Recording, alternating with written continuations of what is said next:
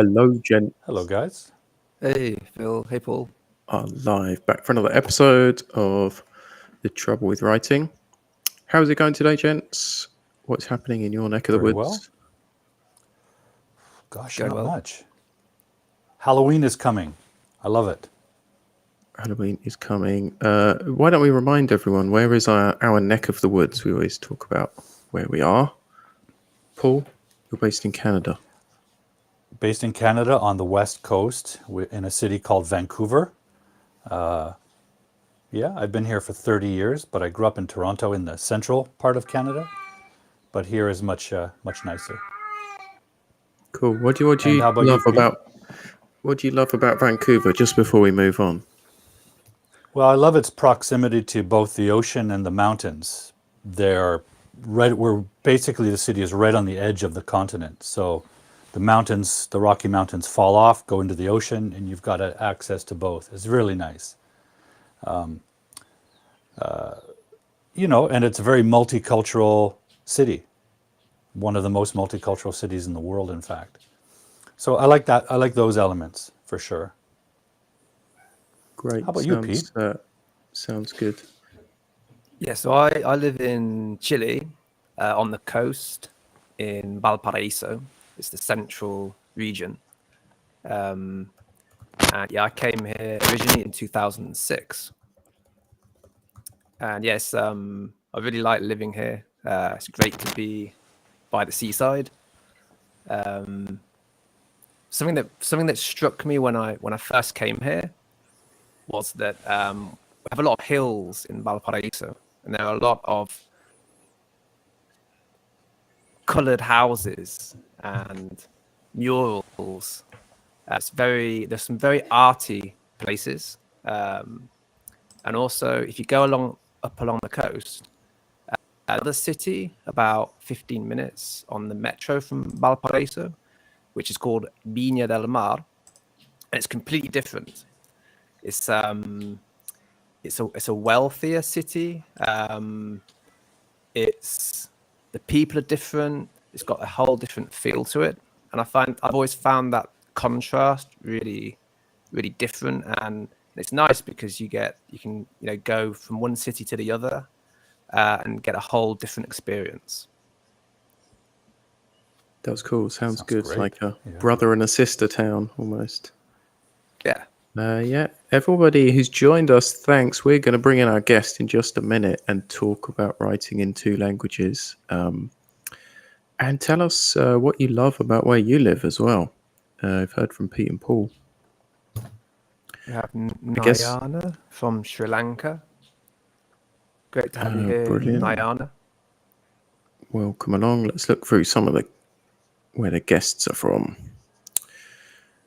By the way, Phil, where are you situated or located? Yes, I should tell everyone, I'm from the UK, but I live in the Canary Islands because I like canaries. No, I like hot weather and the nice location that the Canary Islands is in. I really like the sea, I suppose. Like, I really like the size of Gran Canaria, where I live. It's a almost completely circular island, which is conical because it's volcanic. And if you go up to the top in the middle of the island, you can see absolutely everywhere. And it's just it's a nice size to explore without it getting too boring because it's big enough, But I'm coming from the UK and like being on other islands. I've always liked island life. Great. Wonder if we have any other island livers out there. All right. Well, we've got quite a few people with us now. I think 30 or so. So thanks for joining, everyone. Let's talk about writing in two languages, which I'm sure many of you do. Today's guest is Diego Perez. He's a Brazilian Portuguese localization expert for video games. He is a marketing translator, a mentor for game localizers, a content writer in English, and he's also a guitar player and a wizard. Diego, welcome to the show. Welcome, Diego. What are you doing? Hey, Diego. Out of nowhere. Hello. Hello, everyone. Thank you for having me. Like I mentioned on the backstage, I'm a big fan of your podcast. I'm always listening to it. So Yeah, really glad to be featured here today. Thanks great very to have much for you. joining us, Diego. Yeah, thanks for coming. Why don't you tell everyone about where you live and why, or what you like about it? Okay. Well, I'm based in São Paulo. I was born and raised in Rio de Janeiro, sunny Rio de Janeiro. And now I've been living in São Paulo for about 9 years. Well, today is a cloudy day here, no rain, but it's a typical gray São Paulo day. Great, sounds good. Just bring a few of the comments up. Let's kick off.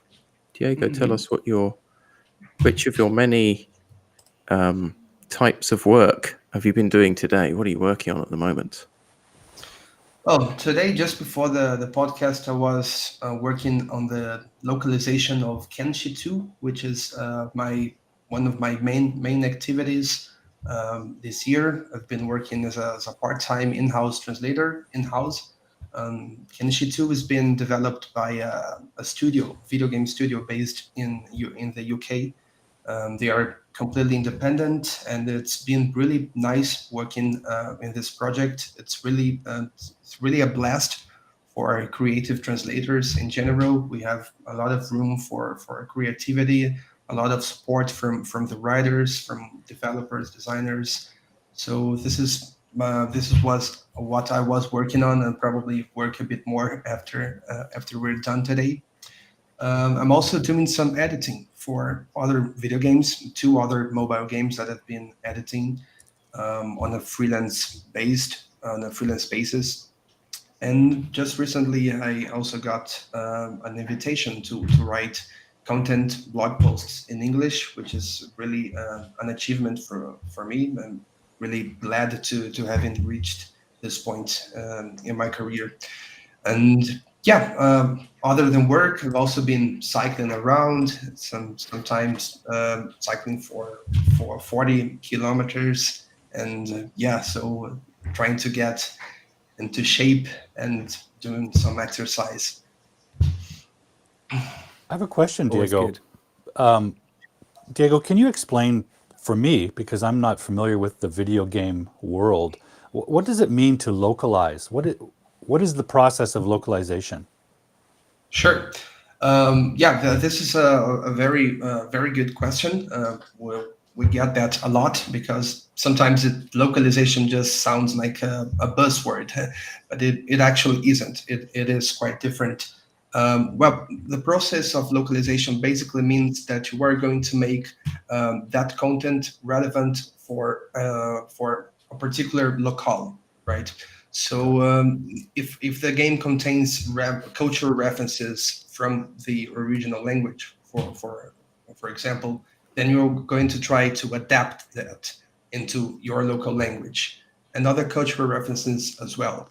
Even for sometimes one thing that really frequently happens when translating is, for example, we have game events that are, for example, winter event, but when winter in the northern hemisphere means we are actually in the summer in the southern hemisphere. So sometimes we have to do that kind of localization to switch around jokes and references so that they are relevant for the target audience.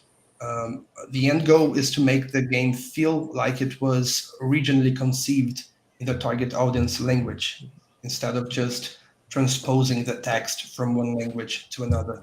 So that's the process of what localization means. Great. Fascinating. Yeah. Yeah. So, but actually, it involves also some adaptation of the visual design in some cases, especially when we're talking about right to left languages, right? So sometimes you need to adapt the whole interface, or you have to adapt the visual design of the game. Well, we don't usually have that kind of trouble when bringing into Brazilian Portuguese because the culture is more or less similar, except for references, of course. But it gets trickier when we are talking about bringing that game into Eastern cultures or in the Middle East that have other cultural values, other restrictions, even legal restrictions. So all this process of adapting adapting that product to a particular market, that's called localization, and that's why it goes beyond even the written work of translation and steps into other areas as well, like technical adaptations, visual adaptations, legal adaptations too. It's good to get some clarity on that, because I think with language teaching, learning, and the language industry, right, like translation, there's so many acronyms and so much jargon, like transcreation and translation and localization. All the shuns, like what do they mean? And it's good to get some answers on that. So yeah, thanks for that. Yeah. Cheers.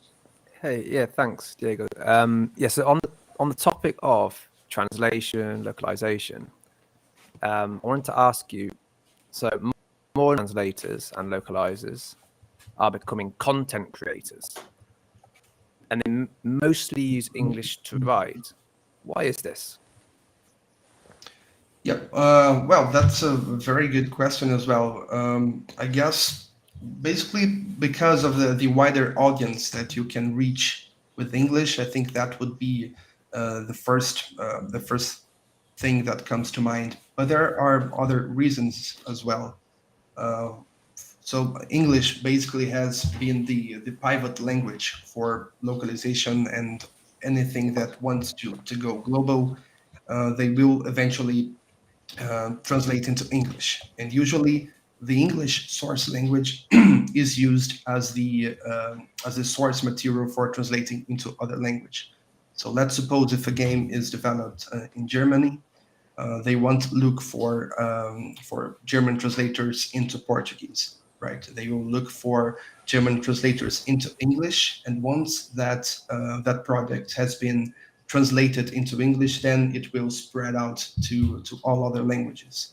And I think the work demand we see right now for English is just enormous. So I've met a lot of colleagues who were once translators from German, from French, from Spanish, Italian, and they to keep the work coming to them, they had to start learning English and trying to find work from that language so that they could have work basically.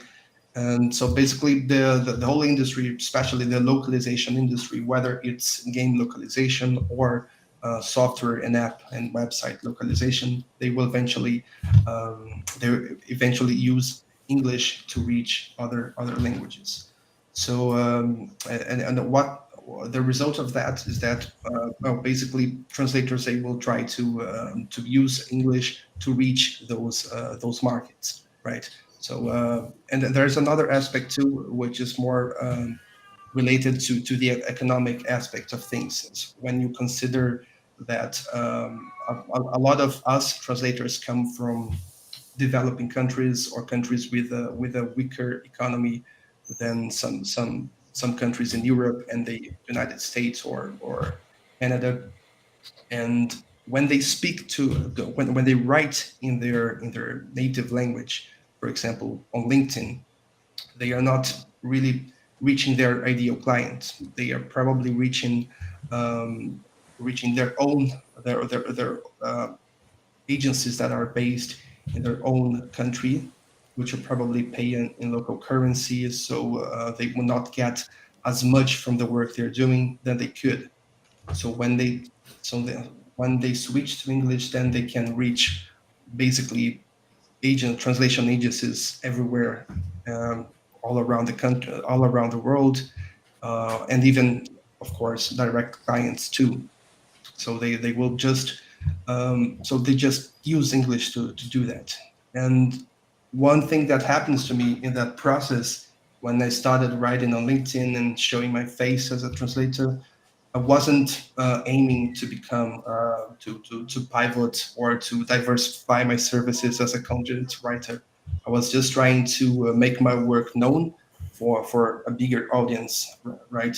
So it took me some courage to put myself out there as a non-native English speaker, but eventually that attracted me a wealth of opportunities, including this content writing gig that I landed recently, and this has got me thinking that I, beyond being a translator, I'm becoming more of a multilingual writer that can diversify my services for whether as a translator or as a content writer and SEO specialist. There are a lot of things you can do when you think of writing. When you think of writing in a digital environment, there's just so much opportunities out there, and I'm really excited to keep developing my English writing skills to reach those opportunities, right? So that I'm not so restricted to translation. And if you have, a lot of services you can offer, you will not feel compelled to accept an offer that you are not really that doesn't make much sense for you as a business, right? So um, I think I think that's basically it. Yeah. Diego, you Thanks to mentioned everyone. developing. Sorry, go ahead, Phil. Sorry, Paul. One second. I was just going to say thanks to everyone who's been chipping in on the comments. We've been showing them on screen. People from all over. Lots of people involved in translation, localization, and other writing stuff. Remember that if you've got a question for any of us, Pete, Paul, myself, or Diego, just type it into the chat. We will get to them at the end for sure. So anything technical, Brazilian Portuguese based, game localization, wizardry, or just stuff for any of us. Yeah, ask your questions. Paul, what was your question? Yeah, I was just going to mention, Diego, you mentioned developing your skills. I'm curious, words are so important. They're everything in translation. So what strategies do you use to keep expanding your English vocabulary and Portuguese for that matter? What strategies do you use to develop?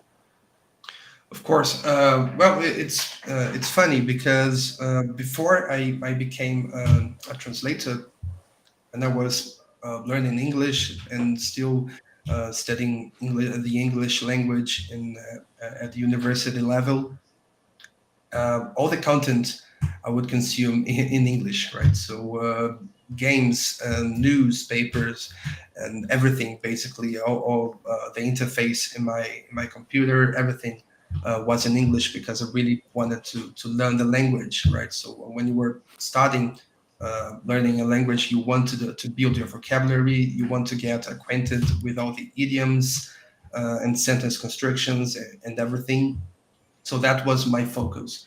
But once I started translating, I think like every beginning translator out there, I started getting some feedback that my sentence construction and everything and things like that, they were too literal maybe. So I then that got me thinking. Okay, so I'm getting I don't know, I'm getting infected by the English language in my translation. So I have to do something about it. I have to get closer to my native language as well, because that's the language that the audience of my work is consuming or is reading, right? So that's when I made a shift and I started and I set all my games and my applications, computer software, subtitles. I put everything back in Portuguese because I wanted to see how translation was doing. What was the industry standard for translation, for the terminology that I needed to use in my daily work, and also to spot mistakes, to learn from other people's mistakes, and build my vocabulary in my native language back, right? And start, getting acquainted again with colloquial forms which are very much used in game. We do not shy away from informal language or slang when appropriate. So I did that for many years as I worked in translation. But once I started writing in English on LinkedIn mainly, then I started to notice the other problem, which is okay. I lack the vocabulary in English. What do I do now? How can I build vocabulary and everything in both languages, right? Because I'm only one person. So basically, the strategy that I built for myself so that I could work in both languages was try to identify very carefully what kind of content and what kind of work I'm doing for each language. So, for example, games and applications, I left that in Portuguese because that's my main focus of work, right? So I'm not doing UX writing or narrative design in English or anything like that, right? So this is my focus as a translator. So when using applications and games, they're all in Portuguese. But when I'm reading blogs or news or anything like that, then I'm doing that in English because that's the kind of content that I'm writing, right? So if I'm writing a blog post on the translation industry, then I have to make a conscious effort of reading translation blogs and everything written in English so that I can uh, develop my vocabulary and see how people are approaching those subjects and get some insights from that. So basically now for probably the first time ever, I'm being very very intentional about the language of the content I'm consuming. Nice. Thank you. Yeah, I just had a quick comment on that. I've just added a question, but yeah, I just wanted to say I think it's a common what you said about losing touch with your first language or like losing that richness. I think it's a typical thing for both language teachers that we all have been in some way, and writers that we all are as well. Because if you're using too much very, very readable plain English, then you can lose the richness of vocabulary. And it's something native speakers of all languages should be thinking about as well, whatever language you write in. Yeah, I think, absolutely. So just to really chip in really quickly, I think Diego's really nailed it when he said Diego, that you consume, so you read the types of texts that you're going to write in that language. I think I explained that really badly. You explained it much better. But so if you're writing types of text that you write in your own language, you're going to consume those texts in that language. You're going to read those texts, and the same for English. I think that is it's really important. It sounds obvious, but actually, I think a lot of people don't do that. Yeah. And once you realize how important that is, then you're on the right track. Yeah. Well, one thing that's very common.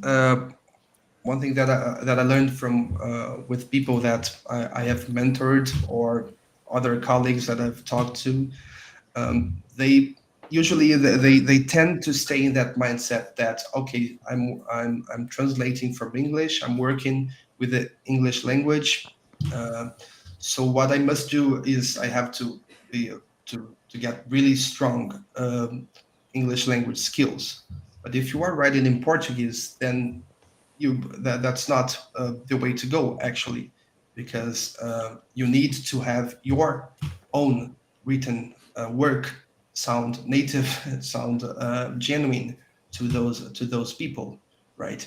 And it's much easier to search or research an idiom in English or anything that's written right in front of you, and then you just get there and search it on the web, than when you are translating, right? And you don't know what you're actually looking for, right? Of course, you can find synonyms and look source material, but if you don't know which idiom you're going to use in your own native language, then you Right. can't find it, right? Because it's just in the back of your mind. So that's why I believe staying in touch with your native language as a translator is really important. That's really what makes your written content read genuinely, read in a like an authentic text for the target audience. Great point. And Yeah. I'd like to know about productivity as well. So you've talked about vocab and staying in touch with your first language. When you're writing, when you're constructing text in two languages, how do you stay productive? How do you make sure you're not getting caught between those two and thinking, which task am I going to do first? And how do you approach that, Diego? Yeah, that's a really tough one. For me, it's much more difficult to shift my mindset to English than the other way around. At least for me, as someone who lives in Brazil, that is in my working language, right? I suppose that for Brazilians who are living in an English speaking country, that would be a different thing. But for me, shifting to English is really can be really tricky, right? Because well, that's not the language I'm usually working with. So well, I try to do some writing sprints. So that's something that I learned from Philip actually, who is who is my writing coach.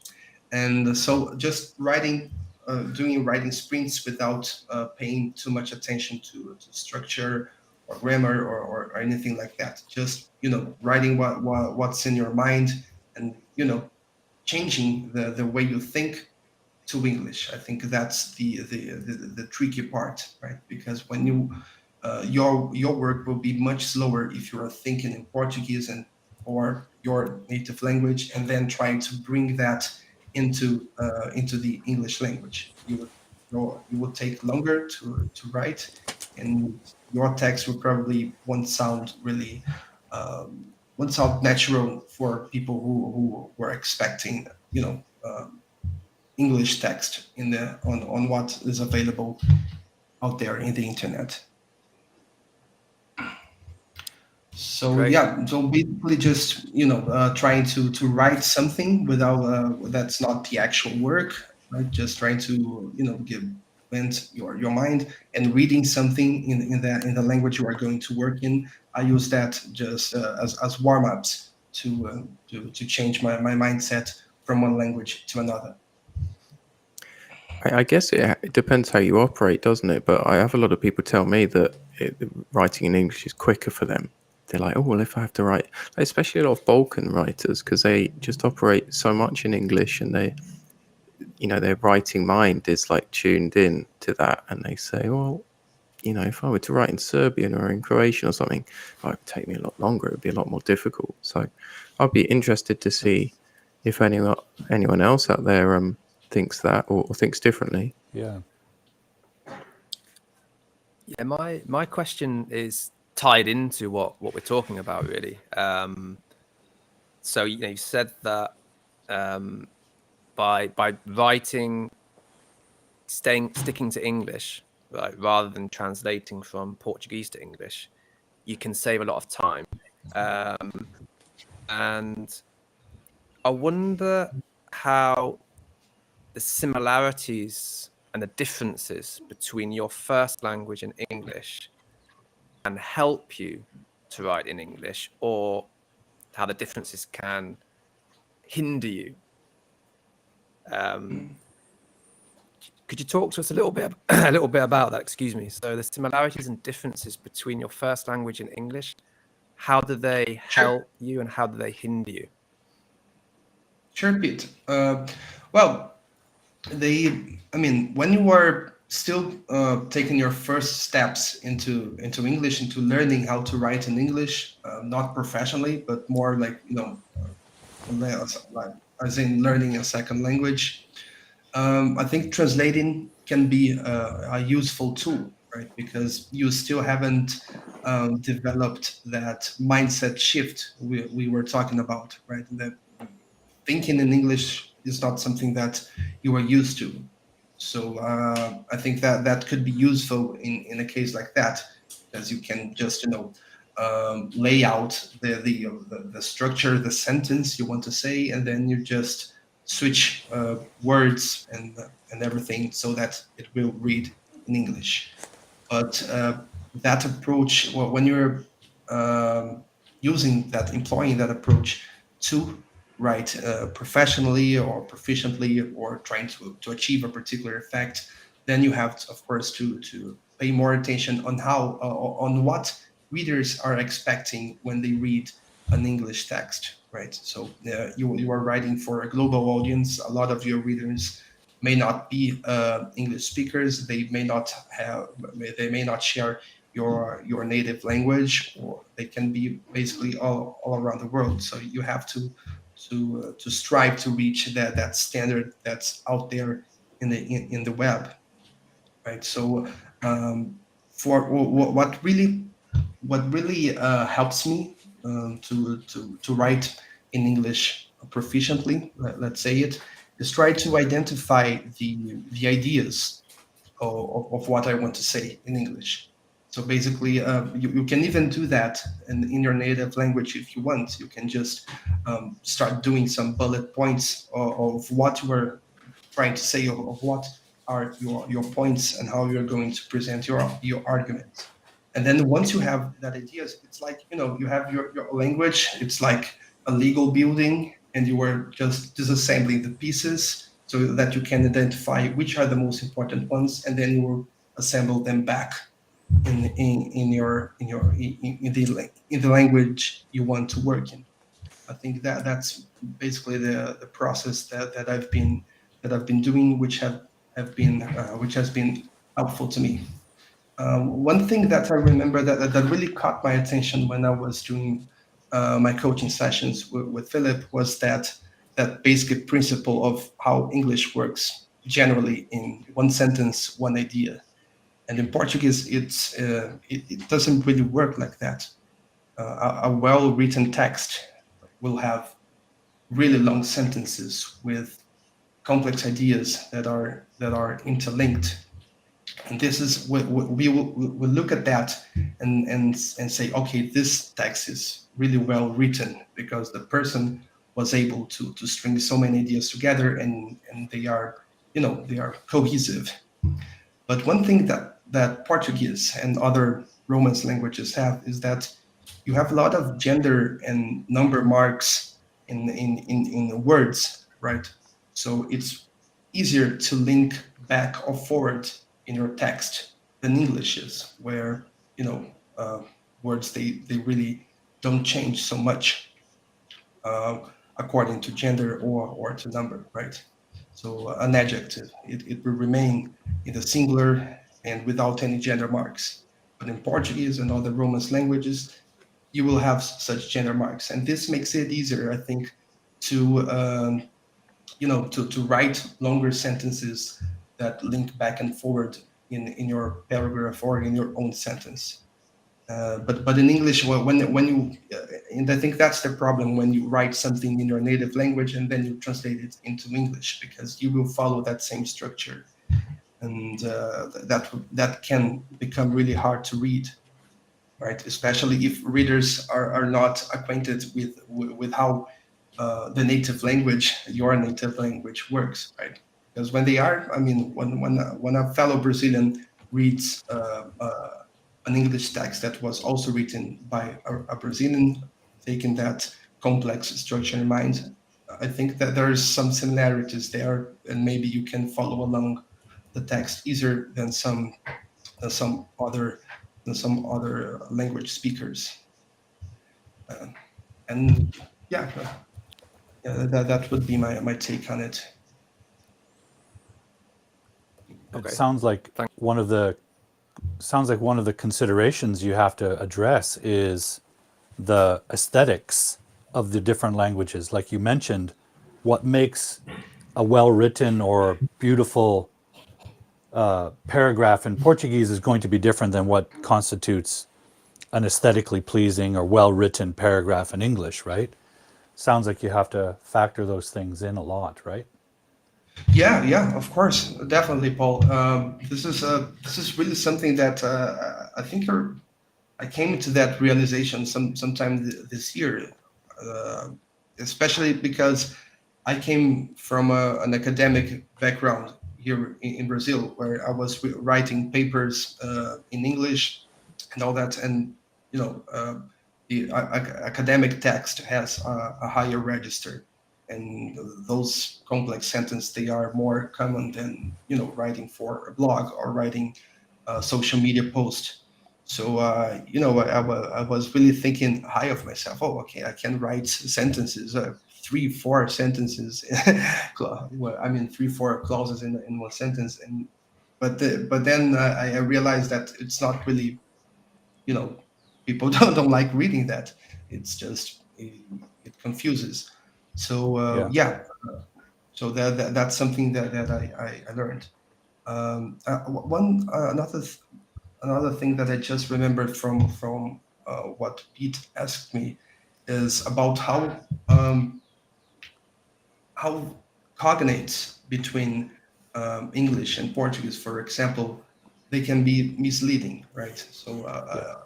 you know you that the words in English that have a Latin root, or Latinate words, they are from a higher register in English than in Portuguese. And and when I was when, I mean when I was editing other translators' work, this is something that really caught my mind, because translators, they would just translate those Latinate words literally. And then I thought, oh wait, but the register in the source text is higher than the translated text reads like. So we have to look for a synonym or another structure that will convey that register, instead of just translated in it literally, right? And the other way around too, right? So when I'm writing in English, I will tend to use those Latinate words as opposed to phrasal verbs or shorter words, and then I have to make a conscious effort of identifying during the editing process, of identifying those words and switching to something that's more familiar or more direct to to what I wrote previously. I like this. I Interesting. mean, You this. talked about Yeah. Go on, Phil. editing there. Sorry, Pete. Go ahead. No, you ask your question. Yeah, I You was just reading chip in. the comment on the screen. If a text is going to be in English at the end, then it doesn't make sense to me. It takes more time to write it in my native language and translate it into English. I find it easy to write directly in the language I'm going to publish a text in. And then to tie this back to what we were talking about before in reading in the language that you're going to write in. So if you're going to write a blog post in English, then it's better to read blog posts in English. I had an interesting talk with some second language English journalists the other day, and we were talking along these lines. So sometimes you might, and this is specifically for journalists, but could be for other types of writers too. So if a journalist is going to report on a particular topic, they might sometimes read about this topic in their own language if there's more information. So that's, for example, journalists from the Middle East who want to write about the Middle East, they'll find a lot of really useful sources in Arabic. So they go in Arabic, and then it's natural also to think in their first language, in Arabic, and get some early ideas in Arabic. Conversely, if they're reading in English, then it makes sense. It's faster, more natural to get some ideas thinking in English, get some useful vocabulary in English, and go from there. So I think, yeah, this is the dynamic, I think, between the two languages.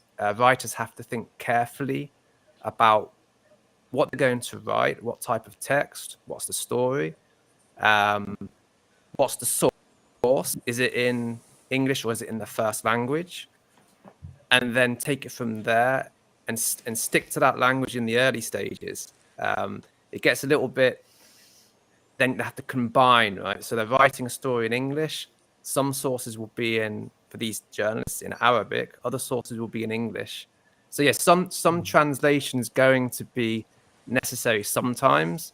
I think what we're saying is that where possible, stick to the language that you're going to write in. It will be much faster. It will be much more natural.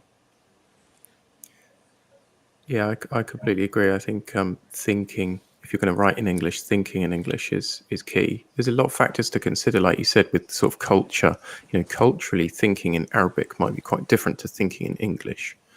And yeah, what you read, what you write, what your writing intention is. And a lot of these things aren't discussed. They're just like, oh, well, I'm going to write and I can speak good enough English, so I'll just do it in English. It's like, well, if we're at the level above this, we need to be thinking about all those different elements. Yeah, super interesting. I wonder if, Diego, you had any other any tips on the editing process. What should multilingual writers consider when they're editing? So if you're writing in a second language. Well, a common advice I read everywhere on Twitter or LinkedIn, and that piece of the advice is not specifically directed at multilingual writers, but I think that it can be especially useful for that group, is always look at your text and see how you can make a sentence or make an idea shorter or more concise. I think that's what really changed how I approach the editing process, and also because when you come from university or at school, you are basically trained to bloat your text, right? So you can proudly say, "Whoa, I wrote 5 pages," and your target is 5 pages, and not what you are actually going to write, and the content of those 5 pages. During those years, I just was really proud that I could write a lot. And then when I started writing on the internet, when you have a very limited time frame to catch and retain the attention of your reader, then you have to switch your whole mindset. So this is one of my main tips for multilingual writers, is how you can make your ideas more to the point. Okay, because that can also be different from your native language, like we were discussing earlier today, right? So maybe in your native language, you are an aesthetically pleasing paragraph, like Paul mentioned, something that strings along different ideas and have complex sentences with a lot of clauses, but that may not be very welcome in English. And I think that could be my second piece of advice, right? Trying to identify where your native language is different from English. Which are the main points of difference? Perhaps that's the vocabulary part of those Latinate words we were talking about. Maybe it's sentence length, or maybe it is just how you present your ideas, or how direct your discourse is. So when you start seeing that difference, and you can start seeing that difference when you are reading text on both languages, and trying to have an active role during your reader to identify how the ideas are presented in one language and the other. I think that's what has been working for me.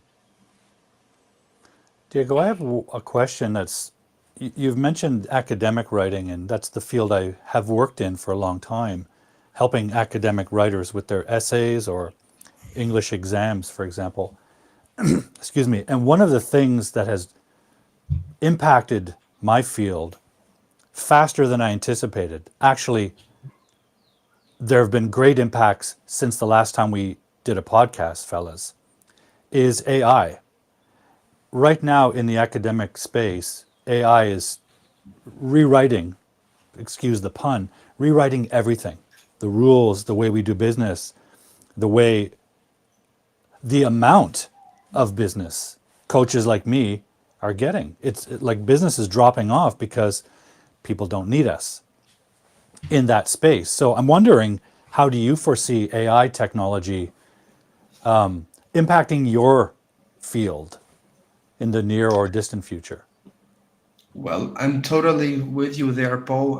The impacts have been, really, really large. I don't know if that's the right adjective, forgive me, but have been really great. And well, basically, we've seen a shift that anyone trying to get into the industry, and even veterans too, people who have long worked in this industry as human translators, they are getting more and more requests to do what is called machine translation post editing. So the translator is taking the back seat in the production of the content, into bringing content into their native language. And I think that that has a great impact because my example for I've been translating for almost 10 years, and during that time I developed a lot of skills and then my own voice as a translator. And when I started doing well, the few times I did translation post editing, one thing that I realized is that when you start working for a long time with machine written text, you tend to change the way you write. It's like you lose some of your ideas. You are more focused on making that particular text more readable, then bringing your own expertise into having an active role, right? So I think that's one of the main things I've seen. And when you have people coming into the translation field with no experience and they are asked to do machine translation post editing, which kind of professionals are being trained, right? We have to think that, because myself as an experienced translator, I can identify my own translation skills being modified by prolonged exposure to artificial intelligence. And what can we say about those who didn't acquire that experience, right? They are just developing their own translation and language skills based on the machine produced text.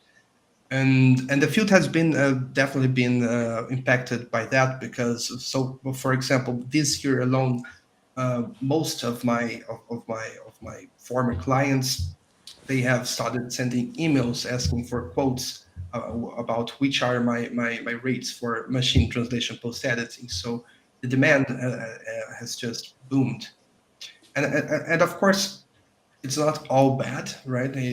It's that thing about artificial intelligence can do some work that can translate some content that wouldn't otherwise be translated. So, for example, games, they hardly invested in translating help pages, for example, or help guides, and now they can just use AI translation to do some cheap work on that, and that's fine because that's just support documentation. But when you're talking about the actual product of actual of bringing of replicating an experience to a user in another country, well, but I don't think AI can do that. I mean, it can make the text readable mostly, but when you're talking about video games or any sort of creative work and other kinds of work too, which are very specialized, it's not about just words, right? It's about the experience, about the feelings that are evoked when you are playing a game or when you are watching a movie with your subtitles on. And I think that's the impact so far. And but I'm curious to know about the academic aspect of it, Paul. How has it been? People, for example, people are doing research and they're just throwing some thoughts on AI, and AI is producing a paper. Is that how it goes? Well, quite frankly, it's different at the graduate level, but quite frankly, undergraduates are just using AI to write essays and submitting them. And the professors are having a hard time determining what's been AI produced and what has been written by the student. That distinction is really blurred now, and the ability to detect plagiarism has always been an issue for professors, but now not only is plagiarism an issue, but to the extent to which AI production is plagiarism. So the whole issue is in debate, but while the academic administrations are debating it, the students are using it to write essays prolifically. And it's a little different in academic writing because often the focus of the writing is less on the person's experience, the writer's subjective experience, and more on the objective topic. And that information's out there in the web, right? So that dryness that AI writes with, that you mentioned, this kind of dry, lifeless quality, because it's an aggregate of style and idea, it ends up being this kind of watered down dryness. That's kind of favored in academic writing anyway. So it's a large problem. And I've actually noticed a severe change in both the type of students who seek my help and the type of help they're after.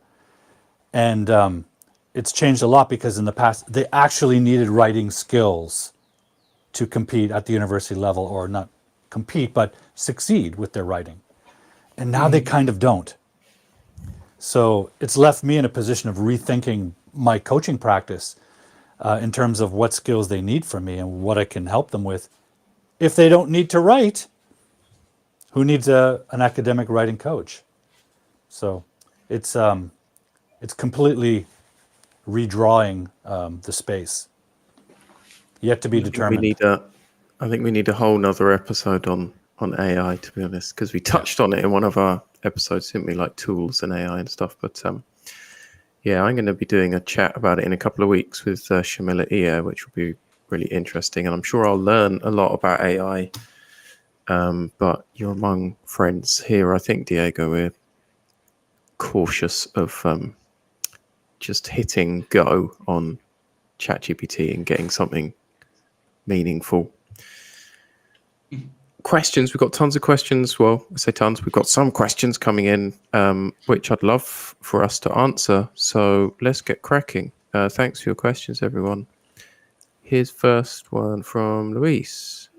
He wants to know our opinions on what are the must-have skills of a great writer in any language. Pete, what do you reckon about that one? I mean, there's so much you could say about this. If I was to focus on one must-have skill, and also thinking about journalists, but other writers too, it's important. I would talk about clarity first. So, many other skills that are important, but the first thing that you need to develop as a writer, in my opinion, is clarity. So, because if the reader, if the message for the reader is not clear, if when the reader reads your work, if the reader becomes confused in any way, then everything else doesn't really matter. Your writing could be beautiful, impactful, but if it's not clear, then the reader's going to lose.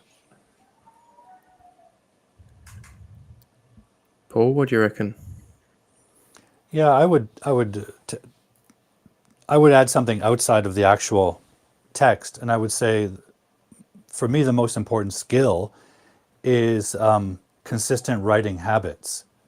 Because if you don't consistently practice the craft of writing, you're never going to develop into a great writer. And I think magic happens when you do it, because I believe it's a physical skill, right? Like speaking is. You're using muscles and brain matter at the same time. And if you don't have a consistent practice, for me, it's first thing in the morning. That's when I write. And my ideas come then inspiration doesn't hit me all the time anyway. When I'm out doing something, it does occasionally, but the inspiration comes out of the stuff I'm already making. The ideas come from writing ideas. And the more you practice, if you practice consistently, you start to develop a particular style. You start to develop a writing style that is uniquely yours. But if you inconsistently practice, that doesn't seem to grow as well. So I think, never mind productivity, right? I mean, that's kind of speaks for itself. But I think to develop your skill to become a great writer, you have to put in consistent time and make it a part of your life so that the writing ends up reflecting, maybe this is a bit esoteric, but it ends up reflecting your existence in an authentic and deeper way because it's part of your daily life. It's part of who you become, right? So I'm a big proponent of consistent writing skills, wherever and however you manifest those. Mornings, nights, 1 hour, 5 hours, on the bus, on a paper, it doesn't matter. But making it part of your life, I think, is crucial. Yeah, really interesting Phil? perspective, Paul. Paul's famous for his ass in chair method. Yes, ass and chair. Yeah, my thoughts are some skills that you really should develop, or that I don't know, you just either have or you don't, are the joy of difficulty.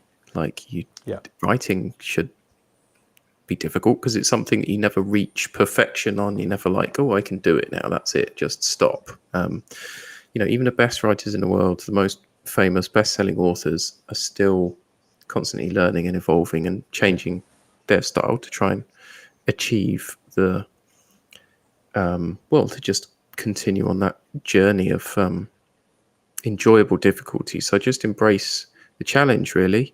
And another one is thick skin.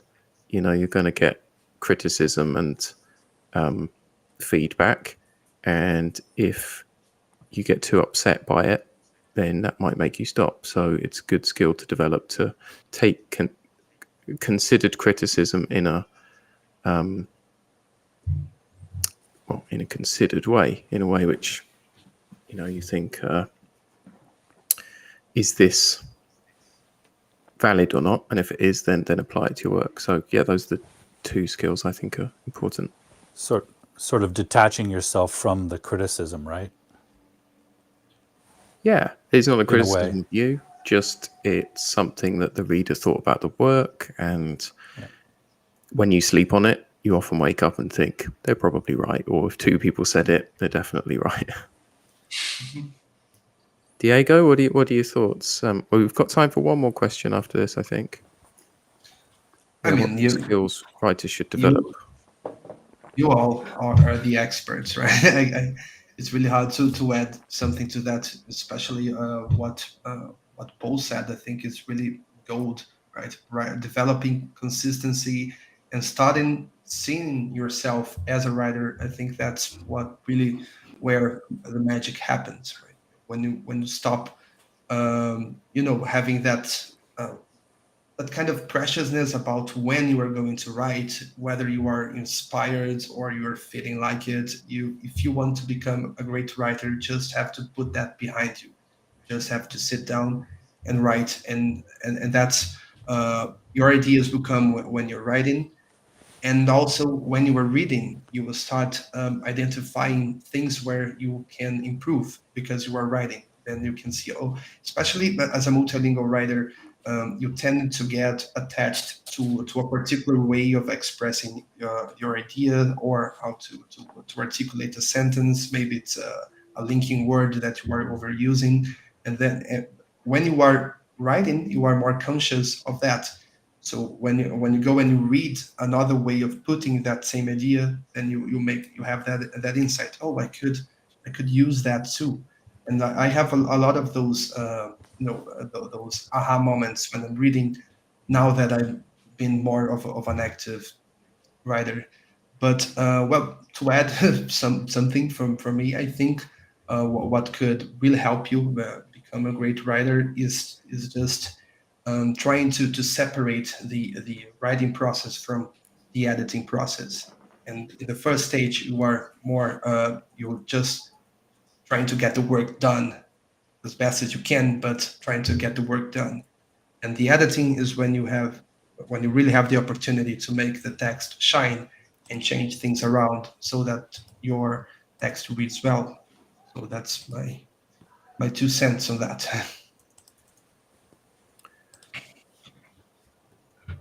Yeah, we are running down on time a little bit.